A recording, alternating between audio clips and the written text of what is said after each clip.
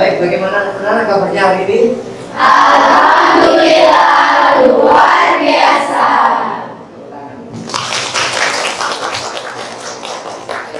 Ada yang tidak masuk hari ini? Yes. Reza sama Belum kembali dari padang atau sakit? Ya. Semoga cepat diberi kesembuhan ya. Amin. Ini sakitnya bukan karena puasa ya. Ini adalah Allah yang lainnya aja semuanya. Kan kalau yang punya semuanya. Ya. Baik, sebelum memulai pembelajaran kita pada pagi hari ini, semoga kita berikan pelajaran dan ilmu yang bermanfaat. Ilmu yang bermanfaat itu artinya nanti anak bisa sukses, ya, sesuai dengan apa yang diharapkan, bermanfaat bagi dirinya sendiri maupun bermanfaat bagi orang lain. Orang lain itu siapa? Ya, masyarakatnya, keluarganya, ya. Saya minta untuk memimpin doa yang jawab saja. Siapa? Salah ya? Ya, Pak. Ya. Ya, sini. Ya, silakan. Ya, sebelum melakukan pembelajaran pada pagi hari ini, marilah kita berdoa untuk pembelajaran masing-masing, berdoa sedikit, doa boleh.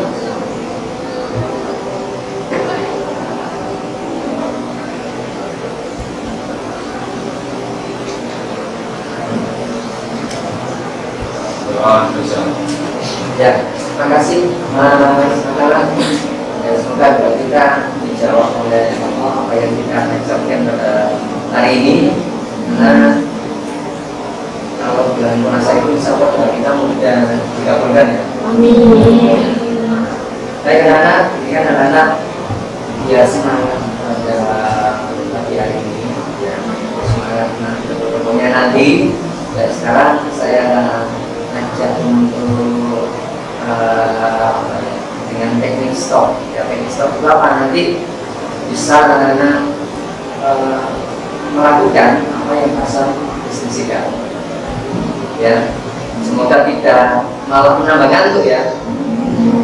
Kalau menambah ngantuk tidur, katanya tiba-tiba ya, cari ibadah yang lain, cari ibadah yang tidur, belajar itu juga ibadah. Oh ya, untuk sebelum teknik stop, ini materi pembelajaran kita pada pagi hari ini ya, itu tentang sistem perlindungan tenaga kerja di Indonesia. Di materi ini akan berbeda dengan materi teman-teman yang ada di SMA, dan materi ini karena khusus diberikan kepada anak-anak siswa di SMK dalam rangka supaya apa? Anak-anak nanti memahami ya, artinya kan nanti ke dunia kerja meskipun masih banyak juga ya perguruan tinggi, toh nanti dari perguruan tinggi kan juga akan mencari kerja juga kan.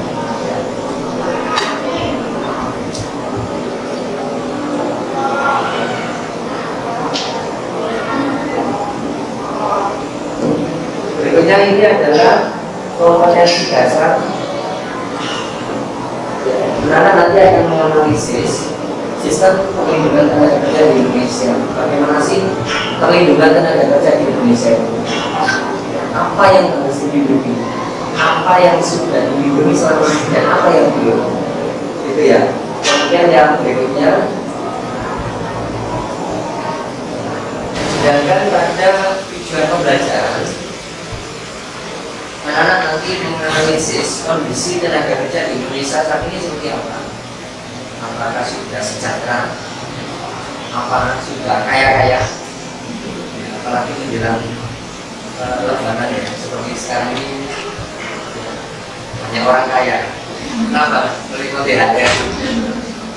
Orang banyak sudah dapat THR. Nanti kapan beli baju baru? Kita beli. Ya. Kemudian nanti mengevaluasi perlindungan tenaga kerja. Kemudian anak-anak nanti mengembangkan kompetensi keterampilan relasi melalui kerja kelompok. Kemudian kompetensi manajemen diri, kesadaran sosial dalam pembelajaran. Kemudian anak nanti setelah diskusi itu menyajikan dengan berbagai macam variasi. Boleh nanti mau boleh nanti langsung presentasi, tidak boleh nanti melalui tulis tangan kita. Itu ya. Baik. Ya. Saya mulai ya dengan teknik stop tadi.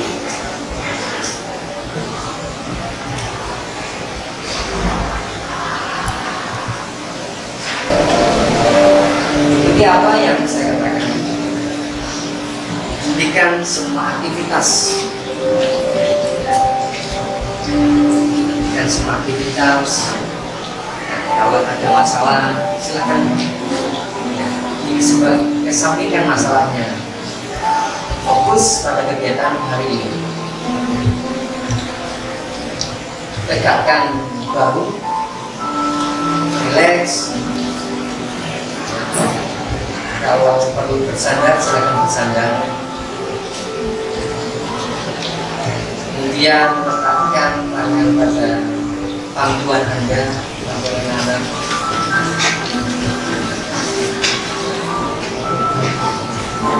Kembali lagi, rileks, tidak usah tegang, tidak usah memikirkan saya tadi dapat uang saku, saya nanti berbuka apa. Fokus pada kegiatan hari ini. Jika perlu memejamkan mata, silakan pejamkan mata untuk fokus pada kegiatan hari ini. Kemudian duduk, nafas melalui hidung dengan hitungan 1, 2, 3. Keluarkan kembali udara yang hangat dengan hitungan 1, 2, 3. Hirup kembali udara yang segar yang merupakan ciptaan Allah ini yang luar biasa dengan hitungan 1, 2, 3. Nikmati udara yang masuk ketika perut Anda mengembang. Ya, keluarkan dengan hitungan 1, 2, 3. Lakukan kembali hidup dengan hitungan 1, 2, 3. Keluarkan nafas, rasakan hangatnya nafas dari tubuh Anda dengan hitungan 1, 2, 3. Fokuskan pada kegiatan hari ini. Niatkan kegiatan hari ini adalah untuk ibadah. Ketika sesuatu kita niatkan untuk ibadah, itu tidak hanya nanti bermanfaat untuk diri kita sendiri, tetapi juga bermanfaat untuk orang lain. Semoga nanti membawa kebaikan untuk diri kita, untuk orang lain, dan dalam skala yang lebih luas membawa kebaikan untuk bangsa dan negara ini. Relax, rasakan hirupan nafas itu mengalir sesuai dengan aliran darah yang ada dalam tubuh anak-anak, mulai dari hidung sampai ke seluruh tubuh, ke jari-jari tangan sampai ke bawah jari-jari kaki. Keluarkan kembali.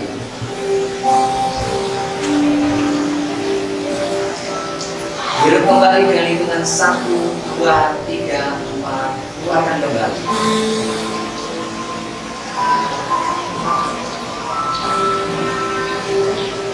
Rasakan bahwa udara itu merupakan keberkahan dari Allah. Ya, silakan kemudian buka mata, rileks, dan berikan senyuman untuk hari ini. Bagaimana rasanya? Gantung. Baik, tepuk tangan untuk kita semuanya. Berarti perlu semangat lagi ya? Belum. Perlu semangat lagi? Mau berapa hari? 2 hari 3 malam. Baik, sekarang berdiri semuanya.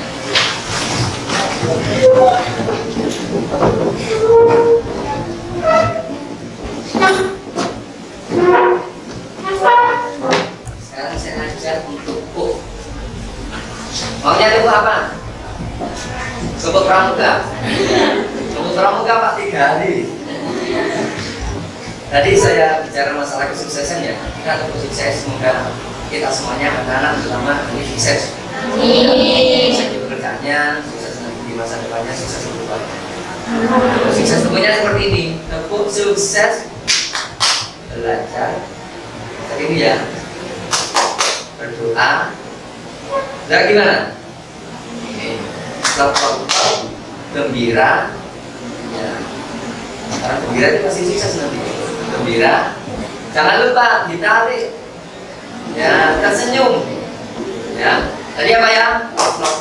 Belajar, berdoa, gembira, kemudian sukses. Ya keras ya? Ya. Double sukses. Belajar, berdoa, gembira, sukses. Lagi-lagi, sekali lagi. Double sukses.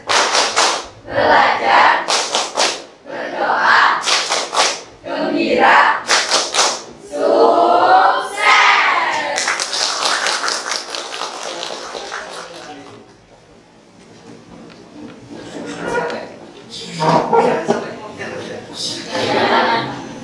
Ya, anak-anak, kita masuk pada yaitu tentang tenaga kerja.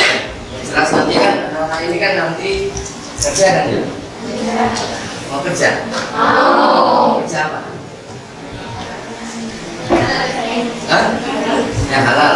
Terus apa lagi? Ini yang saya tanyakan. Nanti anak-anak cita-citanya mau kerja apa? Kemudian apa alasannya memilih kerjaan itu? Bagus ya?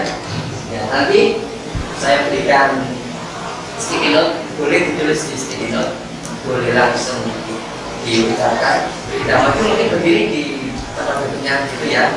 Nanti sebutkan siapa namanya dan pastinya. Dan kalau di sticky note saya nanti mendengar pesan. Seperti ya. Mau pilih warna pink atau warna kuning? Pink ya? Kenapa kau pilih warna pink?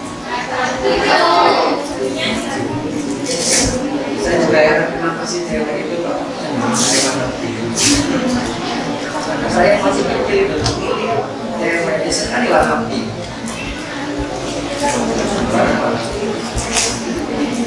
Bisa pasang di dalam berarti kan? Yang coba warna pink juga.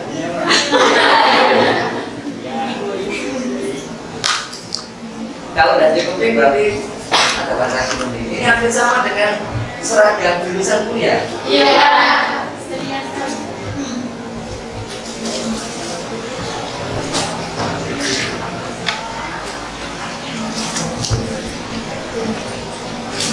Sudah ditulis ingin pekerjaan apa? Alasannya kenapa dipilih?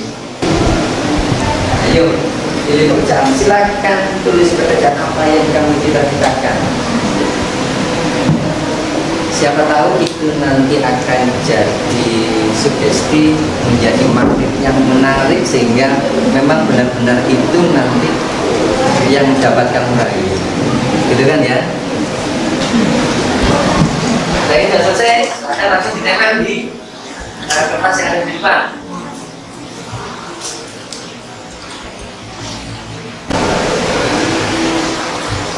Silakan alamat singkat boleh, nanti bisa diberikan tambahan penjelasan. Yang tidak silakan langsung ditempel.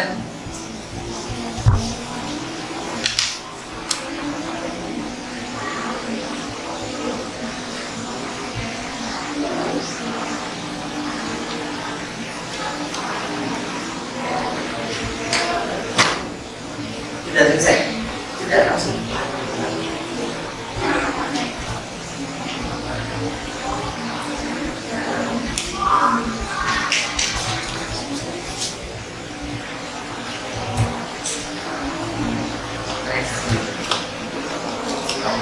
Tetapi ya.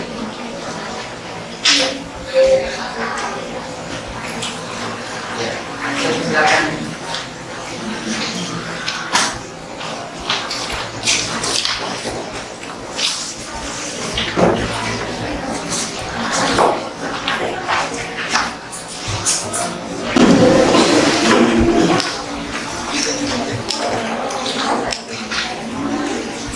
ada lagi? Masih ada?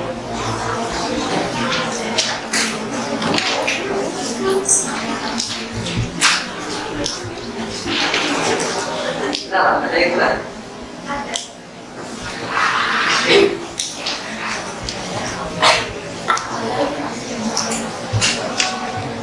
Ya, kamu lihat berapa ya? Nanti saya cari Mbak siapa? Indri. Kita sejak SMP. Kemudian Laura. Laura mana Laura? Ini jadi PNS ya? Ya. Ada yang mau jadi guru. Siapa ini? Mana yang jadi guru? Nabila ya? Nabila. Ya, mau jadi guru apa? Guru sekolah sama guru ngaji. Ya, luar biasa. Kemudian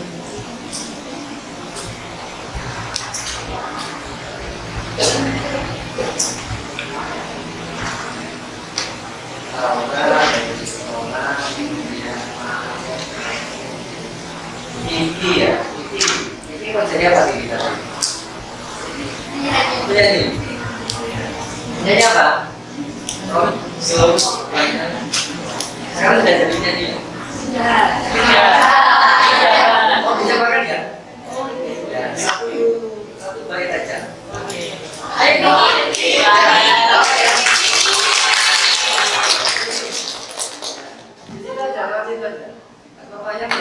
Terserah. Yang kamu suka. Yang kamu suka. Baik. Ini kan punya berbeda ya.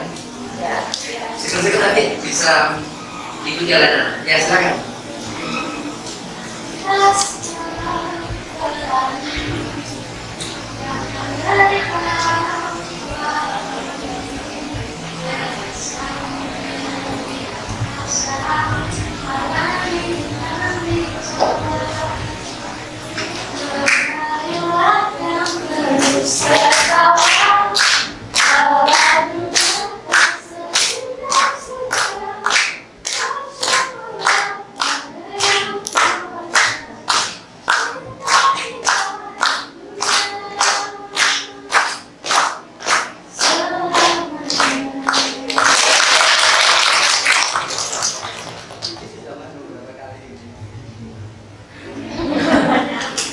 Ya, kalau bisa sukses antara perawatan ini apa ini menjadi apa? Kepala sekolah. Ada lawan, kita ketemu apa mas? Saya ingin mengerjakan tentang negara ini, saudara.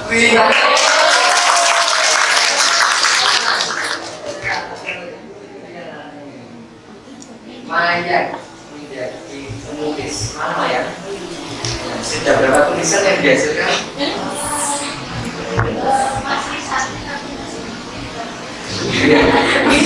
Jadi bisa berkolaborasi dengan pasar ya?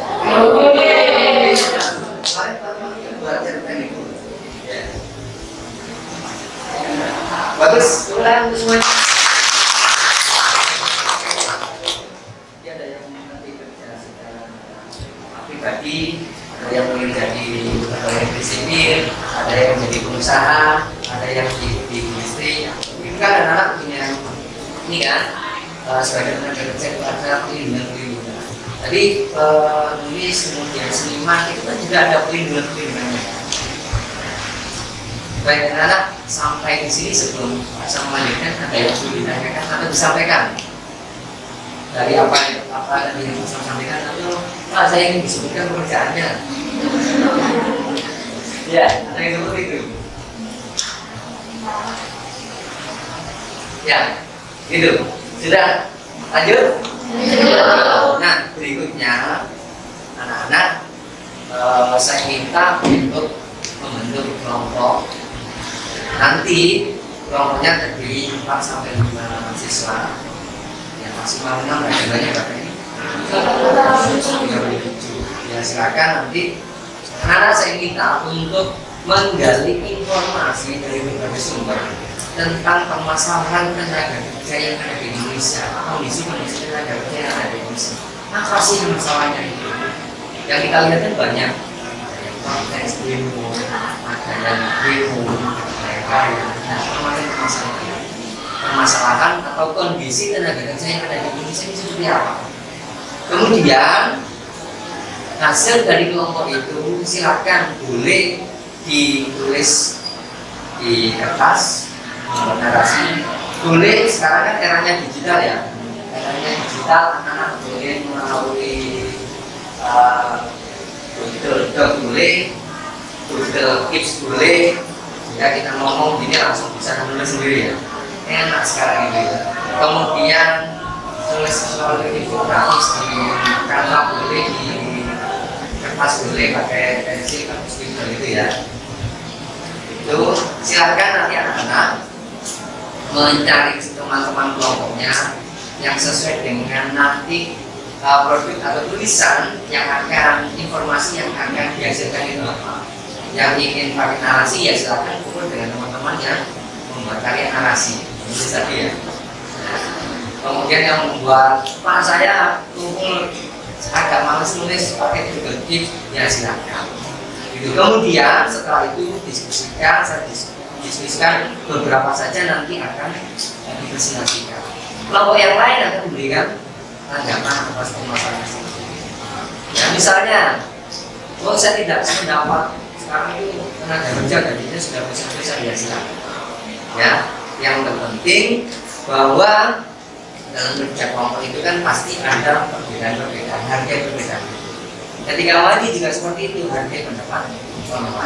Itu ya, silakan sekarang membentuk kelompok 1, 2, 3, 4. Ya silakan.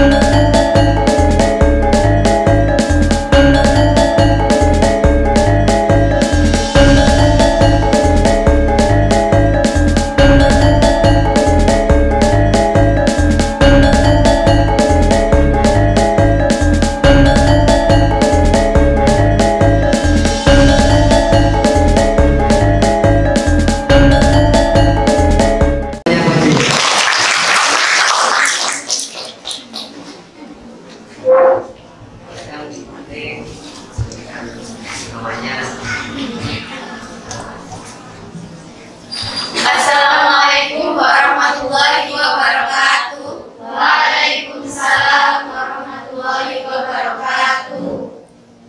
Saya kan Ayu Lasri Rosadi, absen 16. Saya Mayang Melinda, absen 21. Saya Jovanda Fitri, absen 17. Saya Ajeng Bolida, absen 3. Saya Eka Yulia, absen 11. Di sini kami akan mempresentasikan tentang permasalahan gaji di Indonesia. Gaji adalah salah satu hal yang penting bagi setiap karyawan. Ada beberapa faktor penyebab perbedaan gaji di Indonesia dan di luar negeri, yakni perbedaan dengan pendidikan, kehadiran dan pengalaman, kemajuan sektor industri dan jasa, nilai tukar rupiah yang lebih rendah dibandingkan nilai dolar. Yang selanjutnya ada beberapa masalah pemberian gaji di Indonesia. Yang pertama, pendapatan gaji karyawan mengikuti pendapatan perusahaan. Karena pendapatan turun, perusahaan hanya bisa memberikan 80% gaji dari UMR. Sedangkan UMR di Indonesia adalah 4-5 juta per bulan. Pada hal ini tentunya melanggar peraturan undang-undang yang mengatur tentang penentuan upah minimum.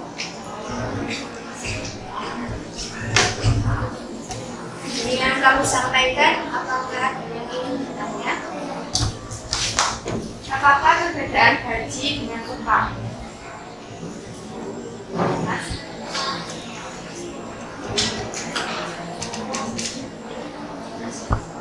Baik, saya akan menjawab pertanyaan dari Nabila.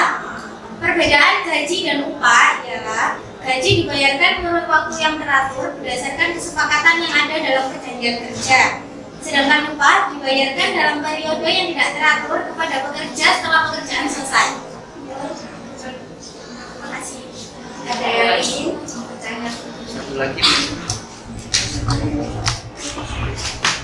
Baik, perkenalkan nama saya Sofia, nomor absen 35. Saya ingin bertanya, menurut kalian dalam memberikan kompensasi atau gaji, apa faktor yang harus diperhatikan oleh suatu perusahaan? Terima kasih. Izin menjawab pertanyaan dari Sofia. Menurut kami, faktor yang perlu diperhatikan oleh perusahaan dalam memberikan gaji yaitu berdasarkan di pekerjaan dan pengalamannya. Yang kedua, perusahaan untuk membayar gaji karyawan.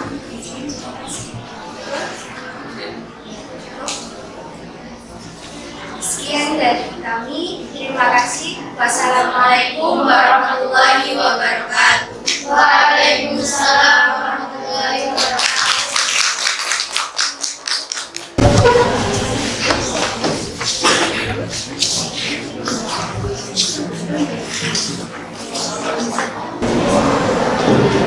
Assalamualaikum warahmatullahi wabarakatuh. Waalaikumsalam warahmatullahi wabarakatuh. Selamat pagi teman-teman semua. Pagi.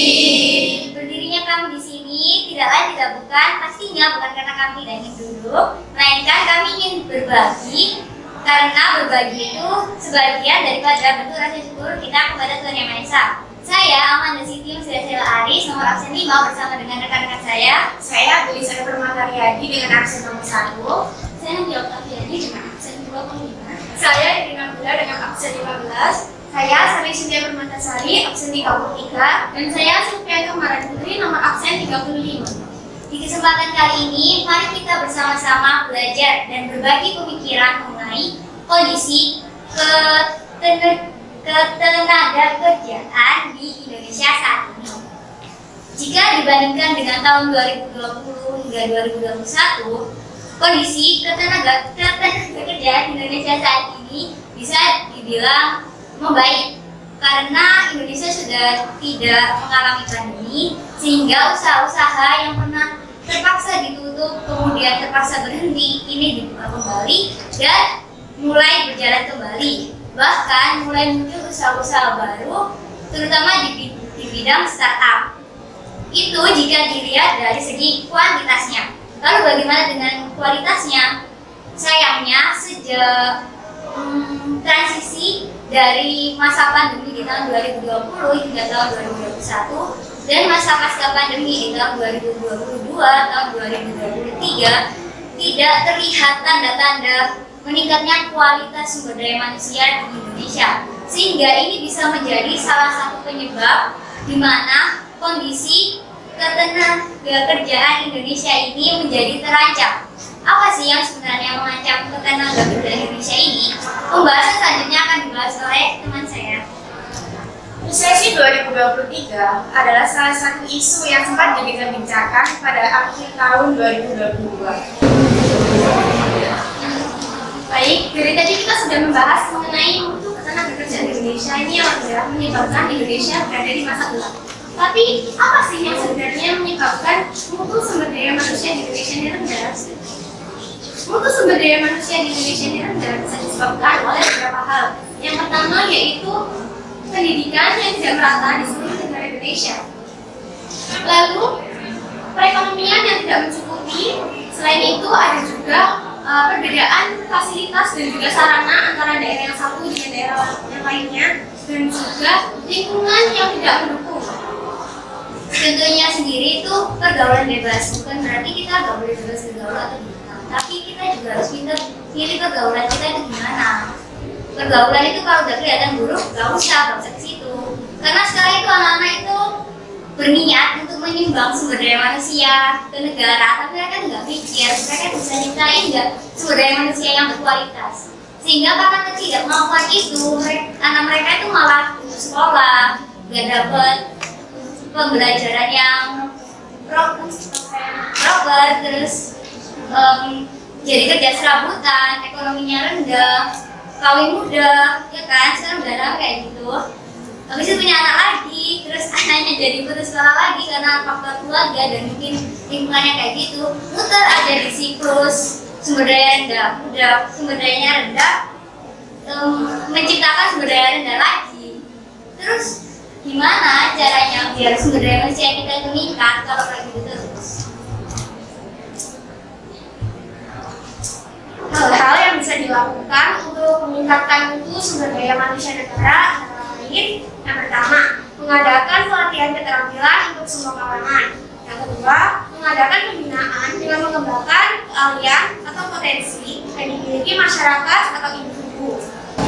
Baru-baru ini tuh ada kasus gitu, satu perusahaan besar pura-pura bangkrut karena mereka nggak mau kasih THR untuk pegawainya. Nah, kayak gitu kan permasalahannya di sumber daya manusianya. Karena itu kita butuh pembongkaran struktural biar kita jadi apa? Jadi pemimpin, jadi seseorang yang punya jiwa jujur, adil, dan tanggung jawab, supaya sumber daya manusia juga meningkat gitu loh. Kalau nggak ada itu ya lagi.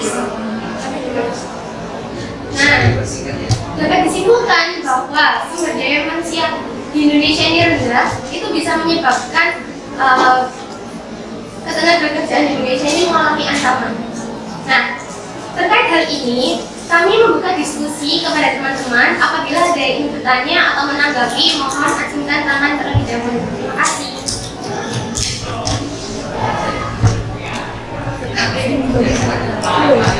Perkenalkan, nama saya Dahlia Dina, absen 8. Bagaimana supaya pelajar di luar sana itu bisa keluar dari siklus SDM yang rendah? Terima kasih. Baik, mari kita jawab pertanyaan dari Kak Dila. Caranya dengan itu tadi, pendidikan spiritual itu harus ada di dalam setiap jenjang pendidikan. Dan terlepas dari itu, kita itu remaja sekarang itu kalau diingatin masalah Tuhan dan dirinya, mereka itu kayak ini kan urusanmu gitu kan. Nah, karena itu dari diri sendiri itu juga harus sadar. Kalau misalnya lingkungan itu gak baik, ya nggak usah. Kita pilihan baik aja. Kalau misalkan dia udah sadar lingkungannya itu salah tapi dia tetap di situ, ya itu cuman bisa kita serahkan ke Tuhan. Kita doa aja biar dia ya. Kalau gitu, biar Tuhan atau pemerintah bikin undang-undang yang tegas tentang pergaulan bebas. Nah, selain itu juga untuk kita yang merasa bahwa pendidikan kita itu kurang, apabila nanti punya anak, janganlah menahan anak itu untuk berpendidikan yang sama seperti kita, tapi usahakan untuk anak itu agar memiliki pendidikan yang lebih tinggi daripada kita. Kalaupun kita kekurangan ekonomi, kita itu sebagai orang tua nantinya harus berusaha bahwa anak kita itu harus lebih tinggi pendidikannya daripada kita, dan anak kita itu harus lebih makmur, lebih sukses daripada kita yang sekarang. Pastinya kalau jadi orang tua kalian ingin hal itu terjadi kan? Jadi seperti itu. Selain itu juga kalau kita sebagai anak yang merasa bahwa orang tua kita itu kurang mampu untuk memberikan biaya les-lesan untuk kita, nah kita itu bisa mengakalinya dengan kita bekerja mencari pekerjaan sampingan untuk mendapatkan uang agar membayar itu tersebut. Atau kalau misalnya itu dirasa sulit, kita bisa mencari pendidikan lewat internet, YouTube, Google, dan jurnal lain-lain. Terima kasih.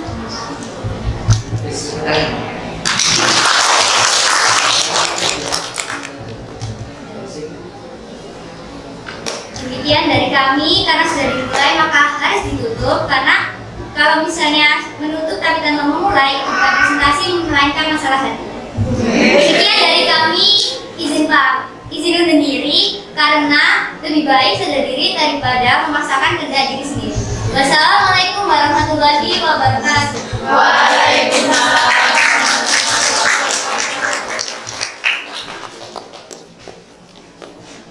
Ya, bagus sekali. Ternyata sudah kira jauh kan? Jika saya harus sekolah, saya siklus kerjanya tidak terulang kembali ya, sehingga tenaga kerja memperoleh saatnya. Selain itu memang harus ada kesadaran ya dari tenaga kerja itu sendiri. Ya baik, anak-anak, mungkin waktu yang harus mengakhiri pembelajaran hari ini, tapi sebelum mengakhiri memang kita harus bersyukur bahwa kita sudah memperoleh banyak informasi ya dari teman-teman kalian yang kemudian nanti sama akan menanyakan apa yang sudah kalian dapatkan dalam pembelajaran hari ini melalui aplikasi Classpoint. Belum tahu ya? Belum tahu? Belum. Sekarang.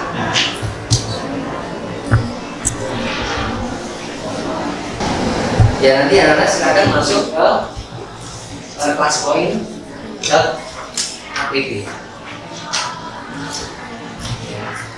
Kodenya nanti dibuka, bisa berikan kode kembali.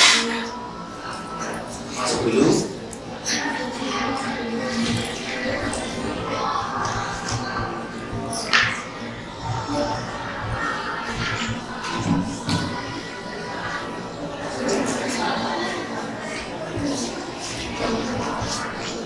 Saya Classpoint ke dirinya kan tidak bisa apa-apa. Classpoint ke sudah.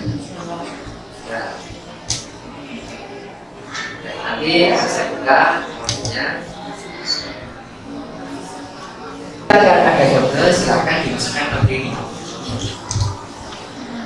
85916.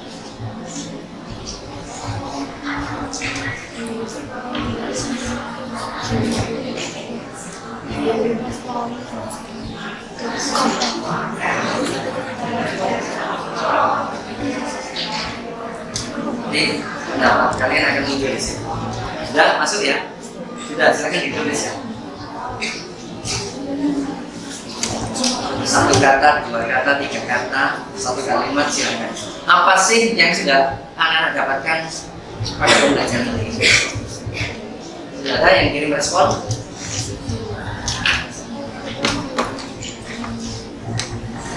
Ayo, mana responnya? Oke, silakan dijawabankan. Saya mendapatkan pemecahan masalah tentang resesi, gitu ya. Bicara resesi ya tadi ya. Ada lagi, silakan. Siapa yang mengirim kedua? Sila mana katakan? Sila dapat mengetahui masalah gaji pegawai di Indonesia dan resesi. Akhirnya gajinya seperti apa? Murah? Lebih? Standar. Ada yang belum tidak sesuai ya? Tidak sesuai. Kemudian Rizka mana Rizka? Mana Rizka? Apa? Pencet. Saya mendapatkan pengetahuan tentang belum selesai. Berarti Rizka hatinya belum selesai. Wah ini Ana mana Ana? Ya. Hari ini sangat menyenangkan kita belajar, kita belajar bersama mengenai kondisi tenaga kerja yang ada di sana. Semoga pembelajaran hari ini bermanfaat banyak. Amin. Kemudian berikutnya Naila panjang sekali namanya. Nama panjang, namamu siapa? Naila, nama panjangnya? Naila. Kita dapat mengetahui kondisi gaji yang menurun karena beberapa faktor. Gaji. Apa nanti ya? Ada lagi silakan.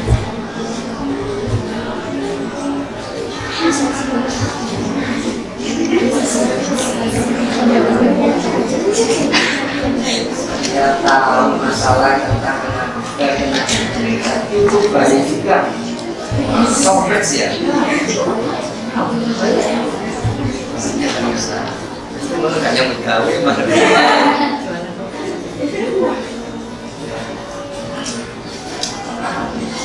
sekali lagi, sama yang dan ayo jangan ragu-ragu langsung submit, biar nambah pendapatnya di sini.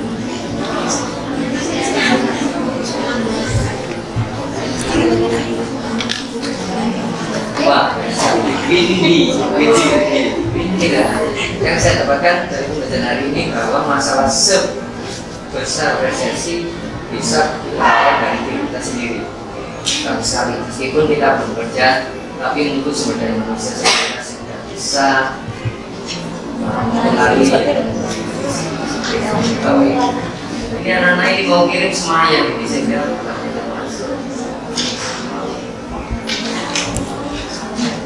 Novia mendapatkan informasi yang sebelumnya belum pernah tahu tentang pemerintahan daerah. Sekarang tidak tahu ya. Saya menjadi tahu mengenai faktor yang harus diperhatikan. Tadi seperti peningkatan SDM itu ya harus belajar.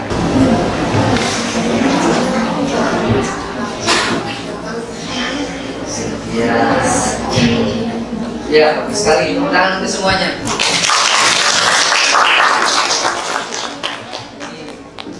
Seneng ya pakai ini ya? Iya. Karena kemarin Januari Pak Som baru pelatihan ini saya praktekkan ini. Yang teman-teman di BDS sudah pernah kemana teman BDS? Natal kemarin ikut nggak yang pelatihannya BDS itu? Pelatihannya BDS. Ya, ikut ya? Iya Pak. Ya ikut ya. Pakai ini juga ini ya? Iya Pak.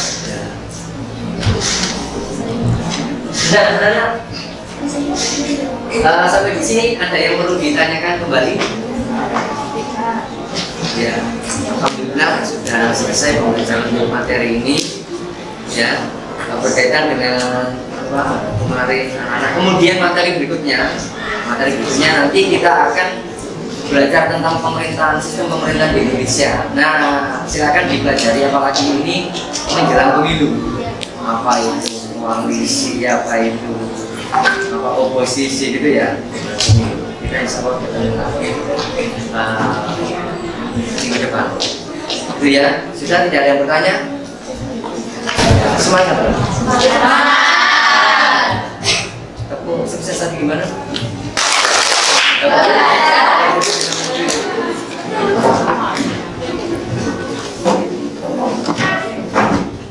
Lagi, tepuk sukses. Belajar, berdoa, gembira, sukses. Terima kasih sudah bersama semuanya. Assalamualaikum warahmatullahi wabarakatuh. Waalaikumsalam